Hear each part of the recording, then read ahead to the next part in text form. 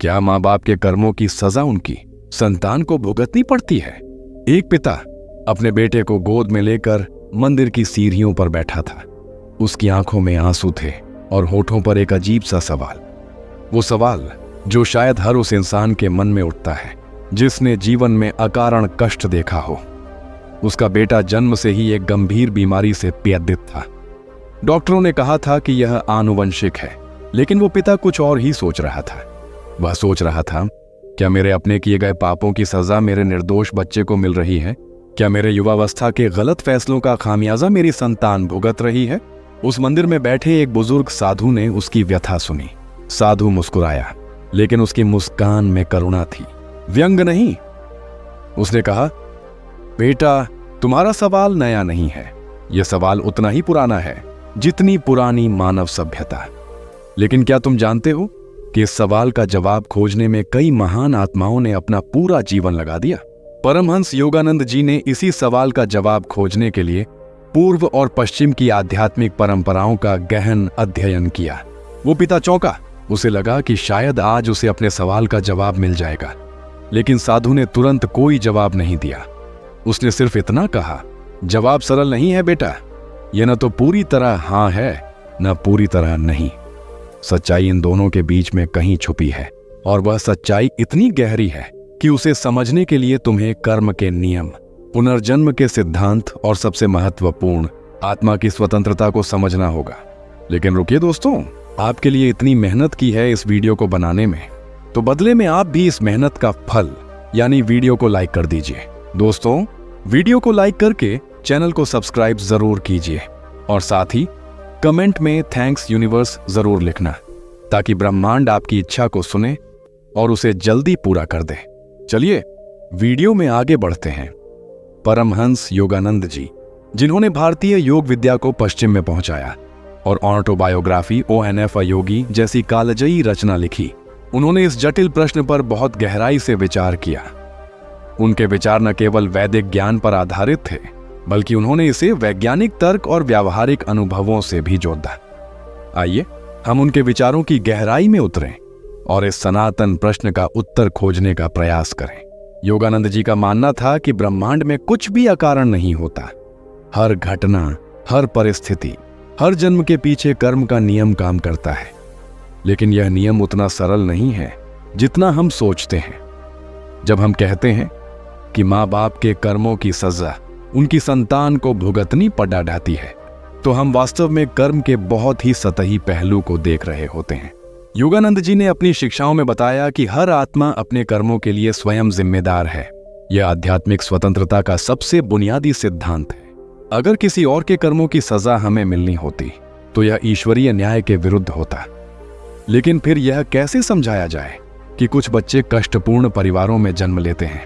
कुछ बच्चे गरीबी, बीमारी या हिंसा के वातावरण में क्यों पैदा होते हैं? इसका जवाब पुनर्जन्म के सिद्धांत में छुपा है। योगानंद जी के अनुसार कोई भी आत्मा किसी परिवार में अकारण जन्म नहीं लेती। जब एक आत्मा किसी विशेष माता पिता को चुनती है, तो यह चुनाव उस आत्मा के अपने पिछले कर्मों के अनुसार होता है। यानी जो बच्चा एक कठिन परिवार में जन्म लेता है, वह अपने पूर्व जन्म के कर्मों के कारण उस परिवार को अपने जीवन का माध्यम चुनता है। यहाँ एक महत्वपूर्ण बात समझनी जरूरी है। योगानंद जी कहते थे कि माता पिता और संतान के बीच का रिश्ता कर्मिक ऋण पर आधारित होता है। अगर पिछले जन्म में दो आत्माओं के बीच कोई अनसुलझा कर्मिक बंधन रह गया है, तो वे आत्माएं फिर से एक साथ जन्म लेती हैं, कभी माँ बाप और संतान के रूप में, कभी भाई बहन के रूप में, तो कभी पति पत्नी के रूप में। यह जन्म उन कर्मिक कारणों को चुकाने और आत्मिक विकास करने का अवसर होता है। तो क्या इसका मतलब यह है कि संतान माँ बाप के कर्मों की सजा नहीं भुगतती? जवाब है हाँ और नहीं, दोनों। आइए इसे और गहराई से समझते हैं। योगानंद जी ने बताया कि 3 प्रकार के कर्म होते हनम। इट्स संचित कर्म, यानी पिछले सभी जन्मों के जमा कर्म। प्रारब्ध कर्म, यानी इस जन्म में भोगे जाने वाले कर्म। स्वार्थ। क्रियमाण कर्म, यानी वर्तमान में किए जा रहे कर्म।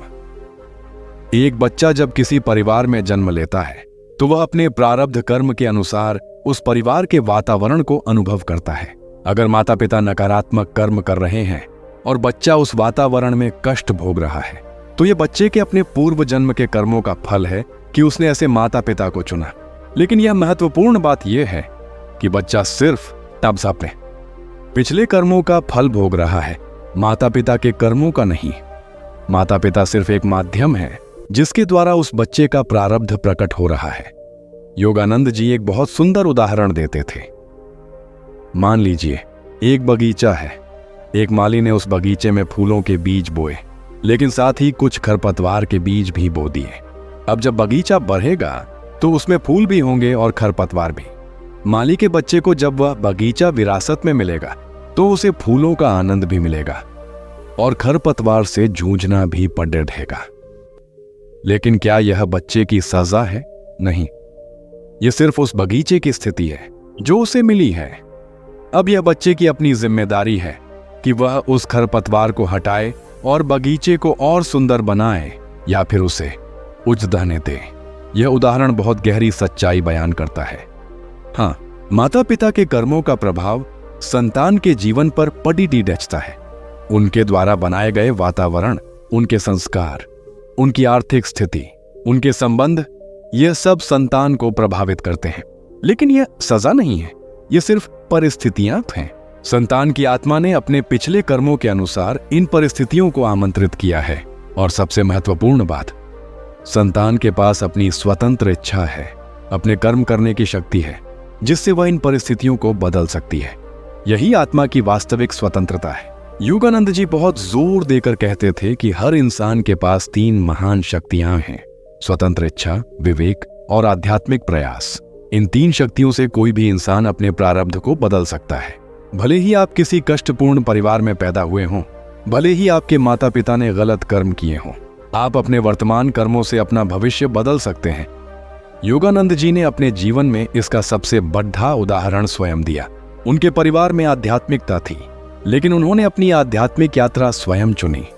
उन्होंने अपने गुरु श्री युक्तेश्वर जी से दीक्षा ली और अपने कर्मों से एक ऐसा जीवन बनाया जिसने लाखों लोगं को प्रभावित किया। उनका जीवन यह दिखाता है कि हाँ, हमें एक निश्चित वातावरण विरासत में मिलता है, लेकिन हम अपने भाग्य के निर्माता खुद हैं। अब एक और महत्वपूर्ण पहलू है जिसे समझना जरूरी है। योगानंद जी ने पारिवारिक कर्म या कुल कर्म की अवधारणा के बारे में भी बताया। कभी कभी एक पूरे परिवार या वंश के सामूहिक कर्म का प्रभाव होता है। जैसे अगर किसी परिवार ने पीढ़ियों से किसी के साथ अन्याय किया है तो उस अन्याय का फल पूरे परिवार को भुगतना पड़ी अच्छा सकता है। लेकिन यहां भी जो व्यक्ति जितना सजग है, जितना आध्यात्मिक रूप से विकसित है, वह उस सामूहिक कर्म से मुक्त हो सकता है। योगानंद जी एक बहुत प्रभावशाली बात कहते थे, कर्म का नियम न्याय का नियम है, दंड का नहीं। यानी जो भी हमें जीवन में मिलता है वह हमें दंडित करने के लिए नहीं, बल्कि हमें सिखाने और विकसित करने के लिए मिलता है। अगर एक बच्चा कठिन परिवार में जन्म लेता है तो यह उस आत्मा के लिए एक अवसर है कि वह धैर्य, क्षमा, करुणा और आंतरिक शक्ति विकसित करे। यह सजा नहीं है, यह पाठशाला है। इस दृष्टिकोण से देखें तो जीवन बहुत अलग दिखने लगता है। अगर हम यह समझ लें कि हमारी परिस्थितियां हमारे विकास के लिए हैं, तो हम शिकायत करना छोड़ देंगे और सीखना शुरू कर देंगे। योगानंद जी कहते थे कि जो इंसान अपनी परिस्थितियों को स्वीकार करके उनसे सीखता है, वह तेजी से आध्यात्मिक उन्नति करता है। लेकिन जो इंसान अपनी परिस्थितियों के लिए दूसरों को दोष देता रहता है, चाहे वह माता पिता हो, समाज हो या भाग्य, वह अटक जाता है। यहां एक महत्वपूर्ण सवाल उठता है कि अगर माता पिता के कर्मों का सीधा असर संतान पर नहीं पड़ी डचता, तो फिर वैज्ञानिक रूप से हम कैसे समझाएं कि कुछ बीमारियां, कुछ मानसिक प्रवृत्तियां पीढ़ी दर पीढ़ी चलती हैं। योगानंद जी इस पर बहुत स्पष्ट थे। उन्होंने कहा कि शारीरिक और मानसिक प्रवृत्तियां आनुवंशिकता, जेनेटिक्स से आती हैं। यह सच है, लेकिन यह भी याद रखें कि कौन सी आत्मा किस शरीर में जन्म लेगी, यह उस आत्मा के कर्मों के अनुसार तय होता है। यानी अगर किसी आत्मा को किसी विशेष बीमारी या चुनौती का सामना करना है अपने पूर्व कर्मों के कारण, तो वह आत्मा उसी परिवार में जन्म लेगी जहां उस बीमारी की आनुवंशिक प्रवृत्ति है। तो आनुवंशिकता और कर्म का नियम साथ साथ काम करते हैं। आनुवंशिकता वह माध्यम है जिसके द्वारा कर्म का फल प्रकट होता है। इसलिए यह कहना कि बच्चे को माँ बाप की बीमारी विरासत में मिली आंशिक सच है। पूरा सच यह है कि उस बच्चे की आत्मा ने अपने कर्मों के अनुसार उस शरीर को चुना जिसमें वह बीमारी होगी। लेकिन रुकिए दोस्तों, आपके लिए इतनी मेहनत की है इस वीडियो को बनाने में, तो बदले में आप भी इस मेहनत का फल यानी वीडियो को लाइक कर दीजिए। दोस्तों, वीडियो को लाइक करके चैनल को सब्सक्राइब जरूर कीजिए और साथ ही कमेंट में थैंक्स यूनिवर्स जरूर लिखना, ताकि ब्रह्मांड आपकी इच्छा को सुने और उसे जल्दी पूरा कर दे। चलिए वीडियो में आगे बढ़ते हैं। योगानंद जी ने एक बहुत ही उम्मीद भरी बात कही। उन्होंने कहा कि कर्म का नियम निर्दयी नहीं है, वह परिवर्तनशील है। ध्यान, प्रार्थना, सत्कर्म और आध्यात्मिक प्रयास से हम अपने कर्मों को बदल सकते हैं। उन्होंने क्रिया योग की शिक्षा दी, जो एक ऐसी वैज्ञानिक प्रणाली है जिससे इंसान अपने पुराने कर्मों को तेजी से समाप्त कर सकता है और नए सकारात्मक कर्म बना सकता है। योगानंद जी कहते थे कि अगर एक बच्चा कठिन परिस्थितियों में पैदा हुआ है तो वह बच्चा ध्यान और सकारात्मक कर्मों से न केवल अपना जीवन बदल सकता है, बल्कि अपने पूरे परिवार की ऊर्जा को भी बदल सकता है। एक जागरूक आत्मा पूरे परिवार के कर्मों को प्रभावित कर सकती है। इतिहास में ऐसे अनगिनत उदाहरण हैं जहां एक महान आत्मा ने अपने पूरे वंश की दिशा बदल दी। अब आइए इस विषय के एक और महत्वपूर्ण पहलू को समझें, माता पिता की जिम्मेदारी। योगानंद जी ने बहुत स्पष्ट रूप से कहा कि भले ही बच्चे अपने कर्मों के अनुसार परिवार चुनते हैं, लेकिन इससे माता पिता की जिम्मेदारी कम नहीं हो जाती। माता पिता पर यह महान दायित्व है कि वे अपने बच्चों को एक सकारात्मक वातावरण, अच्छे संस्कार और आध्यात्मिक शिक्षा दें। योगानंद जी कहते थे कि जब माता पिता बच्चे को जन्म देते हैं तो वे न केवल एक शरीर को जन्म दे रहे होते हैं, बल्कि एक आत्मा को इस पृथ्वी पर अपनी यात्रा जारी रखने का अवसर दे रहे होते हैं। यह बहुत पवित्र जिम्मेदारी है। अगर माता पिता इस जिम्मेदारी को गंभीरता से नहीं लेते और नकारात्मक कर्म करते हैं तो वे न केवल अपने लिए कर्म बना रहे हैं, बल्कि अपने बच्चों के जीवन को भी कठिन बना रहे हैं। लेकिन यहां फिर से वही बात लागू होती है, बच्चा अपने माता पिता के कर्मों की सजा नहीं भुगत रहा, बल्कि वह उस वातावरण का अनुभव कर रहा है जिसे उसकी आत्मा ने चुना है।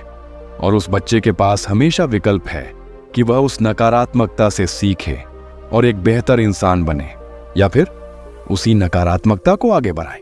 योगानंद जी ने एक बहुत सुंदर अवधारणा दी, आत्मिक परिवार की। उन्होंने कहा कि हमारा असली परिवार वह नहीं है जो खून के रिश्ते से बना है, बल्कि वो है जो आत्मिक संबंध से बना है। कभी कभी हम एक ऐसे परिवार में जन्म लेते हैं जो हमारे आत्मिक विकास में बाधा डालता है। ऐसे में हमें अपना आत्मिक परिवार खोजना चाहिए। वे लोग जो हमें प्रेरित करें, सपोर्ट करें और हमारे आध्यात्मिक विकास में मदद करें। इसका मतलब यह नहीं कि हम अपने खून के रिश्तों को त्याग दें, बल्कि इसका मतलब यह है कि हम अपने माता पिता और परिवार के नकारात्मक प्रभाव से बंधे नहीं रहें। हम उन्हें प्रेम दें, उनकी सेवा करें, लेकिन उनकी नकारात्मकता को अपना न बनाएं। यह संतुलन बहुत जरूरी है। योगानंद जी ने बताया कि जब एक बच्चा किसी कठिन परिवार में जन्म लेता है तो यह उस बच्चे के लिए एक सुनहरा अवसर है। अगर वह बच्चा उस कठिनाई से ऊपर उठ जाता है, अगर वह अपने माता पिता की गलतियों को दोहराने के बजाय उनसे सीखता है, तो वह आत्मा बहुत तेजी से विकसित होती है। कठिनाई हमेशा विकास का अवसर होती है। एक और महत्वपूर्ण बात जो योगानंद जी ने कही, क्षमा की शक्ति। उन्होंने कहा कि अगर कोई इंसान अपने माता पिता की गलतियों के लिए उन्हें दोष देता रहे, उनसे नाराज रहे, तो वह अपने आप को ही नुकसान पहुंचाता है। क्षमा वह चाबी है जो हमें पुराने कर्मों और पुराने दुखों से मुक्त करती है। योगानंद जी कहते थे कि जब आप अपने माता पिता को क्षमा करते हैं तो आप उन्हें उनके कर्मों से मुक्त नहीं कर रहे। वे अपने कर्मों के लिए खुद जिम्मेदार हैं, लेकिन आप खुद को उस भावनात्मक बोझ से मुक्त कर रहे हैं जो आपको पीछे खींच रहा है।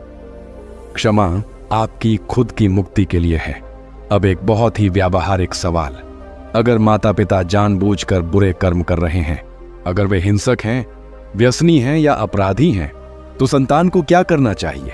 योगानंद जी इस पर बहुत स्पष्ट थे। उन्होंने कहा कि आध्यात्मिकता का मतलब कमजोरी नहीं है। अगर आपके माता पिता का व्यवहार आपके या दूसरों के लिए हानिकारक है तो आपको सीमाएं बनानी चाहिए। आप उन्हें प्रेम दे सकते हैं, उनके लिए प्रार्थना कर सकते हैं, लेकिन आपको खुद को उनकी नकारात्मकता से बचाना भी होगा। योगानंद जी ने कहा कि कभी कभी किसी को ना कहना ही सबसे बड़ा प्रेम होता है। अगर आपके माता पिता गलत रास्ते पर जा रहे हैं और आप उन्हें वहां सपोर्ट करते रहें, तो आप वास्तव में उनकी मदद नहीं कर रहे, आप उनके नकारात्मक कर्मों के भागीदार बन रहे हैं। सच्चा प्रेम कभी कभी कठोर लगता है, लेकिन वह व्यक्ति के भले के लिए होता है। योगानंद जी ने एक बहुत सुंदर कहानी सुनाई थी। एक बार एक शिष्य ने उनसे पूछा, गुरुदेव, मेरे पिता बहुत क्रूर इंसान हैं, क्या मैं उनके बुरे कर्मों का फल भोग रहा हूं? योगानंद जी ने उत्तर दिया, नहीं बेटा, तुम अपने पिछले कर्मों का फल भोग रहे हो कि तुम्हें ऐसे पिता मिले। लेकिन यह अभिशाप नहीं, वरदान है। क्योंकि अगर तुम इस कठिनाई से ऊपर उठ गए, अगर तुमने अपने पिता की क्रूरता के बावजूद करुणा और प्रेम सीख लिया, तो तुम एक महान आत्मा बन जाओगे। तुम्हारे पिता तुम्हारे गुरु हैं, वे तुम्हें सिखा रहे हैं कि कैसे नहीं बनना है। यह भी एक महान शिक्षा है। ये उत्तर बहुत गहरा है। योगानंद जी हमें सिखा रहे हैं कि हर परिस्थिति, चाहे वह कितनी भी कठिन क्यों न हो, हमें कुछ सिखाने के लिए आती है। अगर हम इस दृष्टिकोण से जीवन को देखें, तो हम पीड़ित की मानसिकता से मुक्त हो जाते हैं और एक सीखने वाले, विकसित होने वाले व्यक्ति बन जाते हैं। योगानंद जी ने अपनी किताब ऑटोबायोग्राफी ऑन एफ अ योगी में अनेक कहानियां साझा की हैं जो इस सिद्धांत को स्पष्ट करती हैं। एक कहानी है लाहद्दी महाशय की, जो योगानंद जी के परम गुरु थे। लाहद्दी महाशय एक साधारण परिवार में पैदा हुए थे, लेकिन उन्होंने अपने आध्यात्मिक प्रयासों से इतनी ऊंचाई हासिल की कि वे क्रिया योग के महानतम गुरुओं में से एक बन गए। उनका यह उदाहरण दिखाता है कि हमारा जन्म चाहे जहां भी हो, हमारी आध्यात्मिक क्षमता असीमित है। इसी तरह योगानंद जी ने अपने गुरु श्री युक्तेश्वर जी का भी उदाहरण दिया। श्री युक्तेश्वर जी एक समृद्ध परिवार में पैदा हुए थे, लेकिन उन्होंने सांसारिक सुखों को त्याग कर आध्यात्मिक मार्ग चुना। यह दिखाता है कि चाहे हम समृद्ध परिवार में जन्मे या गरीब परिवार में, असली यात्रा तो आंतरिक है। बाहरी परिस्थितियां सिर्फ पृष्ठभूमि हैं, असली कहानी हमारी चेतना का विकास है। योगानंद जी ने एक बहुत महत्वपूर्ण बात कही, सितारे हमारे भाग्य को प्रभावित करते हैं, लेकिन निर्धारित नहीं। यह वाक्य बहुत गहरा है। इसका मतलब है कि हाँ, हम जिस समय, जिस स्थान, जिस परिवार में जन्म लेते हैं, उसका प्रभाव हम पर पड़ी अचता है, लेकिन यह प्रभाव अटल नहीं है। हमारी इच्छा शक्ति, हमारा प्रयास, हमारी आध्यात्मिक साधना, ये सब उस प्रभाव को बदल सकते हैं या पूरी तरह समाप्त भी कर सकते हैं। अब आइए एक और महत्वपूर्ण पहलू पर बात करें, आधुनिक मनोविज्ञान और कर्म का नियम। आजकल मनोविज्ञान यह कहता है कि बचपन के अनुभव हमारे व्यक्तित्व को बहुत गहराई से प्रभावित करते हैं। अगर किसी बच्चे के माता पिता ने उसके साथ दुर्व्यवहार किया, तो वह बच्चा बड़ा होकर भावनात्मक समस्याओं से जूझ सकता है। योगानंद जी ने इस पर बहुत संतुलित दृष्टिकोण रखा। उन्होंने कहा कि हाँ, बचपन के अनुभव हमें प्रभावित करते हैं, यह सच है, लेकिन हम उन अनुभवों के शिकार नहीं हैं। मनोविज्ञान हमें यह समझने में मदद करता है कि हमारी समस्याएं कहां से आईं, लेकिन आध्यात्मिकता हमें उन समस्याओं से मुक्त होने का रास्ता दिखाती है। योगानंद जी कहते थे कि थेरेपी, काउंसलिंग और मनोविज्ञान बहुत उपयोगी हैं, लेकिन अगर इनके साथ आध्यात्मिक साधना भी हो, तो उपचार बहुत तेज और गहरा होता है। क्योंकि मनोविज्ञान मन की समस्याओं को सुलझाता है, लेकिन आध्यात्मिकता आत्मा को उसकी शक्ति का एहसास कराती है। योगानंद जी ने एक बहुत महत्वपूर्ण सिद्धांत दिया, जागृत विवेक। उन्होंने कहा कि हर व्यक्ति के भीतर एक आंतरिक मार्गदर्शक है, जिसे हम अंतरात्मा या विवेक कहते हैं। यह विवेक हमें हमेशा सही रास्ता दिखाता है। अगर हम शांत होकर ध्यान में बैठकर अपने विवेक की आवाज सुने, तो वह हमें बताएगा कि क्या सही है और क्या गलत। कभी कभी हम अपने माता पिता के प्रति दायित्व, समाज के दबाव या अपने डर के कारण अपने विवेक की आवाज को दबा देते हैं। लेकिन योगानंद जी कहते थे कि अगर हम अपने विवेक की आवाज को अनसुना करते हैं, तो हम अपने आप से धोखा कर रहे हैं। हमारा पहला कर्तव्य अपने आप के प्रति है, अपनी आत्मा के प्रति, अपने विकास के प्रति। योगानंद जी बहुत जोर देकर कहते थे कि आप अपने पिछले कर्मों के गुलाम नहीं हैं। हाँ, पिछले कर्मों ने आपकी वर्तमान परिस्थितियां बनाई हैं, लेकिन आपके वर्तमान कर्म आपका भविष्य बनाएंगे। अगर आप आज से सकारात्मक कर्म करना शुरू कर दें, अगर आप आध्यात्मिक साधना करें, तो आप अपने भविष्य को पूरी तरह से बदल सकते हैं। योगानंद जी कहते थे कि अगर आप रोज सुबह उठकर सिर्फ 10 मिनट भी ध्यान करें, अगर आप अपने विचारों को सकारात्मक रखें, अगर आप दूसरों के साथ प्रेम और करुणा से पेश आए, तो आप धीरे धीरे अपने पुराने कर्मों को बदलना शुरू कर देंगे। यह प्रक्रिया धीमी लग सकती है, लेकिन यह निश्चित है।